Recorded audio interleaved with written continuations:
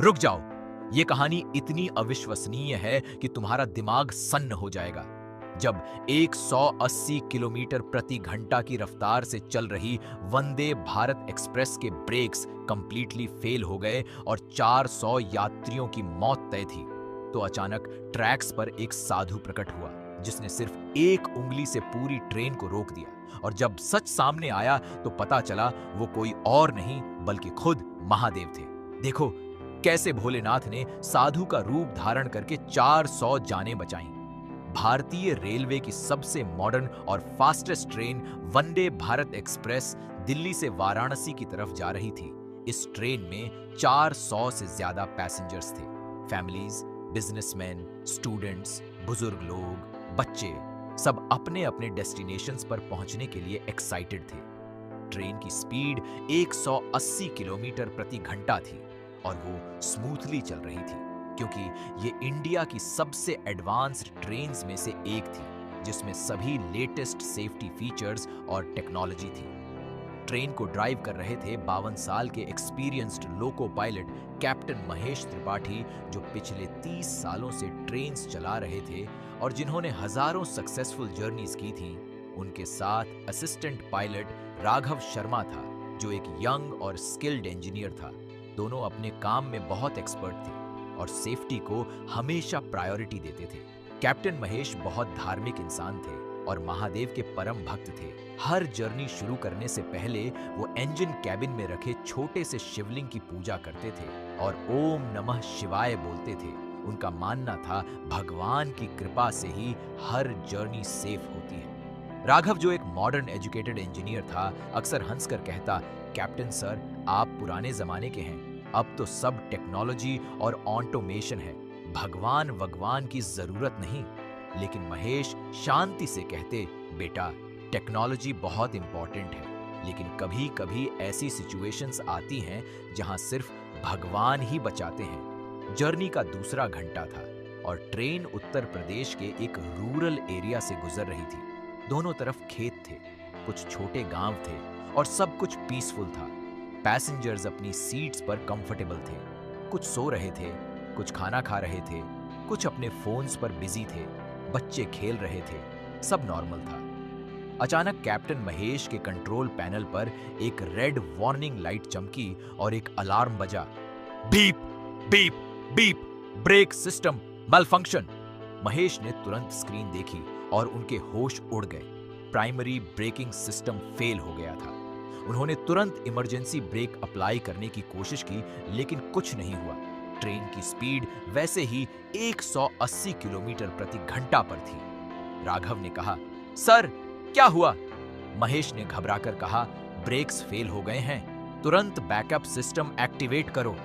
राघव ने फ्रैंटिकली सभी backup systems try किए, secondary brakes, emergency brakes, pneumatic brakes, electric brakes, लेकिन कुछ भी काम नहीं कर रहा था। ये एक कंप्लीट ब्रेक फेलियर था जो स्टैटिस्टिकली ऑलमोस्ट इम्पॉसिबल था, क्योंकि मॉडर्न ट्रेन्स में मल्टीपल रिडंडेंट ब्रेकिंग सिस्टम्स होते हैं। महेश ने तुरंत कंट्रोल रूम को इन्फॉर्म किया, emergency emergency, this is Vande Bharat express 1 2 3 4 5, we have complete brake failure, speed 180 kilometre प्रति घंटा, requesting immediate assistance. Control room से जवाब आया, what? Complete brake failure? That's impossible, try all emergency protocols. Mahesh चिल्लाया, हमने सब ट्राई किया, कुछ काम नहीं कर रहा, ट्रेन नहीं रुक रही। फिर कंट्रोल रूम ने एक और शॉकिंग इंफॉर्मेशन दी, captain, check your route ahead, there's a sharp curve 15 kilometers ahead with speed limit of 40 kilometers per hour. If you don't slow down before that curve, the train will derail. Mahesh और राघव के चेहरे पीले पड़ गए। 15 kilometres यानी सिर्फ 5 minute. अगर train 180 kilometre प्रति घंटा की स्पीड से उस शार्प कर्व पर पहुंची तो वो डेफिनेटली डरेल हो जाएगी और एक मेजर एक्सीडेंट होगा जिसमें सैकड़ों लोग मर जाएंगे। महेश ने तुरंत इंजन पावर कम करने की कोशिश की। उन्होंने थ्रॉटल पूरी तरह बंद किया।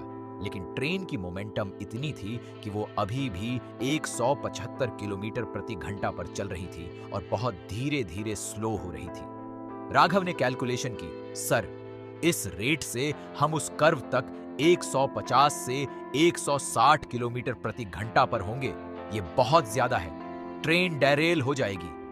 अब महेश को समझ आ गया कि ये एक लाइफ एंड डेथ सिचुएशन है। उन्होंने तुरंत ट्रेन के सभी कोचेस को अनाउंस किया, attention all passengers, this is your pilot speaking, we are facing a technical emergency, please fasten your seat belts, hold tight and brace for impact. I repeat, brace for impact. Passengers में panic फैल गया, लोग चीखने लगे, बच्चे रोने लगे, कुछ लोग अपने फैमिलीज को लास्ट मैसेजेस भेजने लगे, कुछ प्रे करने लगे। ट्रेन के कोचेस में एक फैमिली थी, पिता रमेश, माँ सीता और उनकी 8 साल की बेटी प्रिया। वो वाराणसी में अपने रिलेटिव से मिलने जा रहे थे। जब अनाउंसमेंट सुनी तो सीता रोने लगी और प्रिया को कसकर पकड़ लिया। हे भगवान, हमें बचा लो। रमेश ने भी हाथ जोड़कर प्रार्थना शुरू की, हे महादेव, हम वाराणसी आपके दर्शन करने आ रहे हैं, प्लीज हमारी रक्षा करो। पूरी ट्रेन में लोग अलग अलग भगवान को याद कर रहे थे। इंजन कैबिन में महेश और राघव ने सभी पॉसिबल ऑप्शंस ट्राई कर लिए थे, लेकिन कुछ काम नहीं आया। अब सिर्फ 10 किलोमीटर बचे थे कर्व तक, यानी 3 मिनट। ट्रेन अभी भी 170 किलोमीटर प्रति घंटा पर थी। राघव ने कहा, सर हम सब मरने वाले हैं। महेश ने अपने कैबिन में रखा शिवलिंग पकड़ा और आंखें बंद करके पूरी श्रद्धा से प्रार्थना की, हे महादेव, हे भोलेनाथ, हे काशी के स्वामी, इस ट्रेन में 400 से ज्यादा निर्दोष लोग हैं, बच्चे हैं, माताएं हैं, बुजुर्ग हैं, सबके परिवार हैं। अगर आप नहीं बचाएंगे तो आज एक बड़ा हादसा हो जाएगा। मैं आपका सच्चा भक्त हूं, हर रोज आपकी पूजा करता हूं, आज मुझे आपकी जरूरत है, प्लीज इस ट्रेन को रोक दो। ओम नमः शिवाय, ओम नमः शिवाय। और पूरी ट्रेन के पैसेंजर्स भी अलग अलग तरीकों से प्रे कर रहे थे। अब सिर्फ 5 किलोमीटर बचे थे, 1 मिनट। ट्रेन 165 किलोमीटर प्रति घंटा पर थी। कंट्रोल रूम से मैसेज आया, captain evacuate if possible, we can't do anything. लेकिन 180 किलोमीटर प्रति घंटा की रनिंग ट्रेन से कैसे इवैक्यूएट करें? इम्पॉसिबल था। अब सिर्फ 2 किलोमीटर बचे थे, कर्व दिख रहा था और ट्रेन 160 किलोमीटर प्रति घंटा पर थी। ये सर्टेन डेथ था। सभी पैसेंजर्स ने अपनी आंखें बंद कर ली और अपनी अपनी लास्ट प्रेयर्स की। लेकिन तभी अचानक एक अकल्पनीय चीज हुई। ट्रैक्स पर ठीक ट्रेन के आगे एक साधु खड़ा दिखा। वो साधु सिर्फ एक सफरन क्लॉथ पहने हुए था। उसके लंबे जटाजूट थे, माथे पर विभूति लगी थी, गले में रुद्राक्षा की माला थी, हाथ में एक डमरू और त्रिशूल था और वो बिल्कुल शांत खड़ा था ट्रैक्स के बीच में।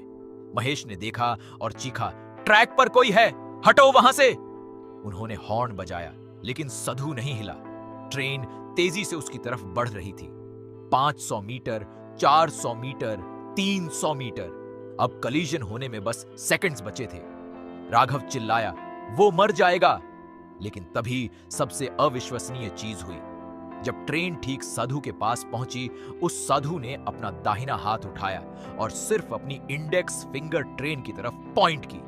और जैसे ही उसकी फिंगर ट्रेन के फ्रंट को टच करने वाली थी, एक विशाल डिवाइन एनर्जी वेव निकली जो पूरी ट्रेन में फैल गई और अचानक पूरी ट्रेन रुकने लगी।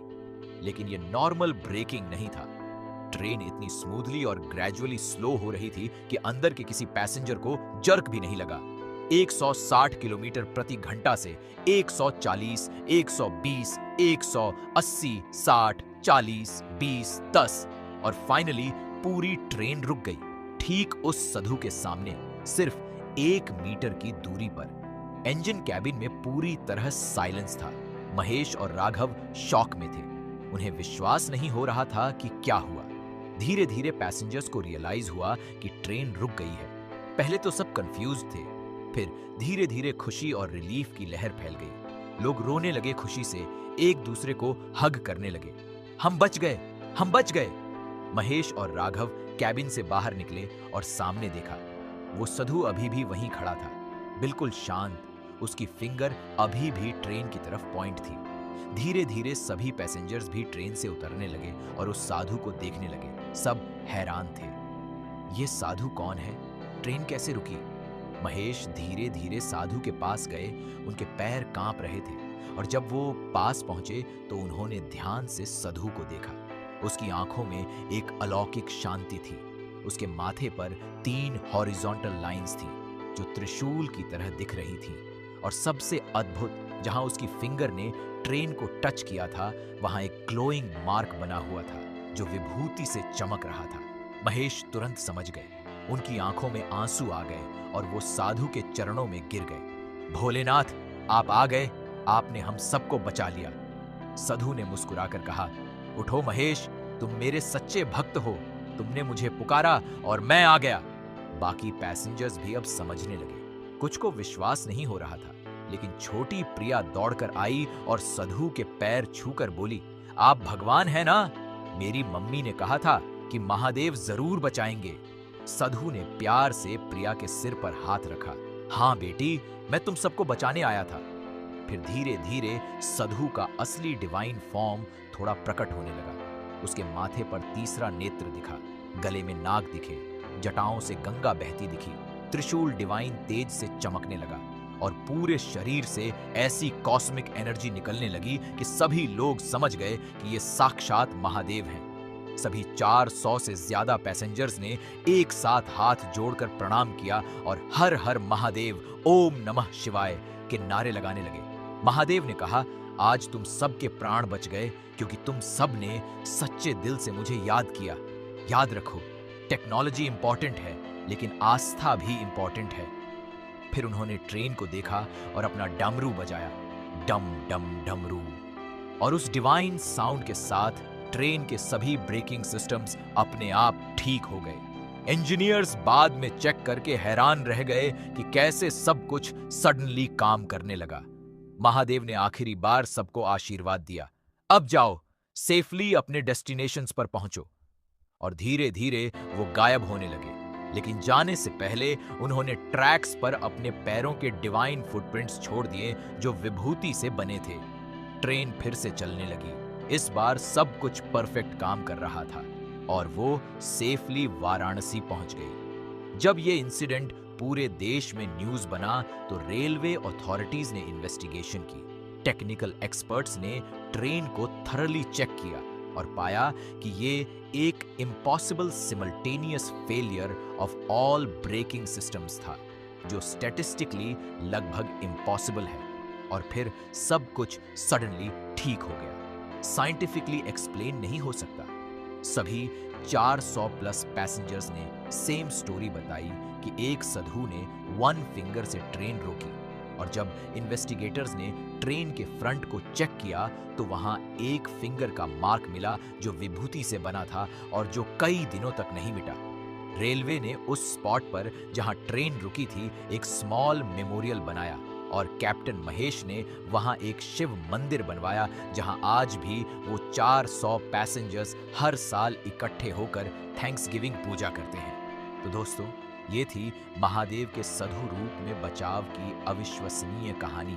अगर पसंद आई तो लाइक करें, सब्सक्राइब करें, घंटी दबाएं, कमेंट में हर हर महादेव, ओम नमः शिवाय लिखें, शेयर करें ताकि सब जाने कि भोलेनाथ की शक्ति असीम है और वो किसी भी रूप में आकर अपने भक्तों को बचा सकते हैं। जय महाकाल।